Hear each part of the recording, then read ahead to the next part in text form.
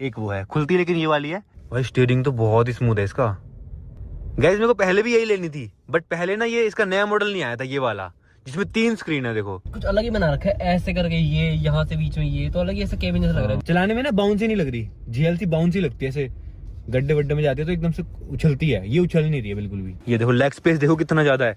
एक बार स्विच दिखाऊं, मैं वाली सीट को अपने हिसाब से आगे कर सकता हूँ। ये आगे वाली सीट को कंट्रोल कर रहा है। मान लो मेरे को कंफर्टेबल होकर बैठना है, ये देखो ये सीट पूरी आगे चली जाती है। और मेरे पास कितना लेग रूम है देखो।